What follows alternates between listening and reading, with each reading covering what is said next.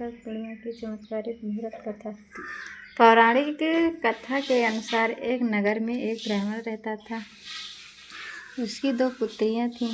उसकी बड़ी पुत्री हर पूर्णिमा का व्रत किया करती थी, जबकि छोटी बेटी चंचल मन होने की वजह से कभी भी व्रत पूरा नहीं कर पाती थी।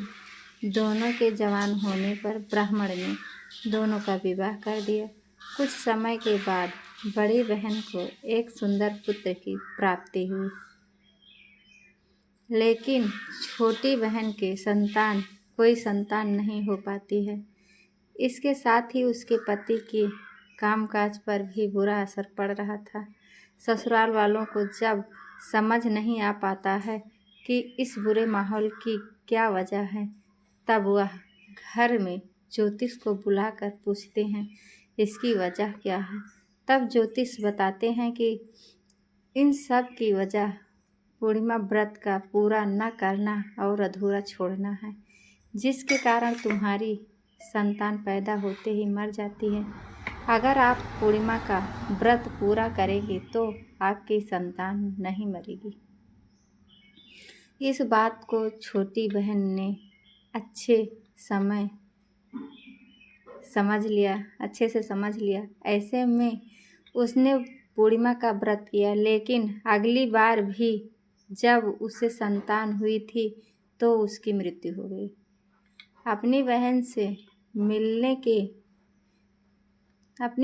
मिलने के बड़ी बहन आई। ऐसे में छोटी बहन से एक पाटा में अपनी मरी संतान को रखकर कपड़े से ढक दिया और उसी के ऊपर अपनी बहन को बैठने के लिए कहा। जैसे ही बड़ी बहन उसमें बैठने की हुई तो उसका वस्त्र बच्चे को छू गया और वह तुरंत ही रोने लगा। तब बड़ी बहन ने छोटी बहन से कहा कि अच्छा, मेरे नीचे रखकर मेरे ऊपर तू अपनी संतान की मौत का लांछन लगाना चाहती थी, पर इस छोटी बहन से कहा कि बहन, मेरी संतान पहले ही मर चुकी थी, लेकिन तेरे बूढ़ से वह दोबारा जीवित हो गई है।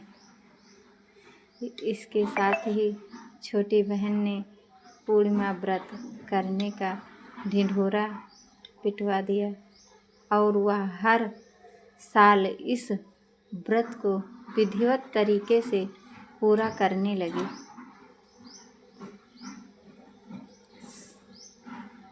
साल के अंत में देवता के गुरु बृहस्पति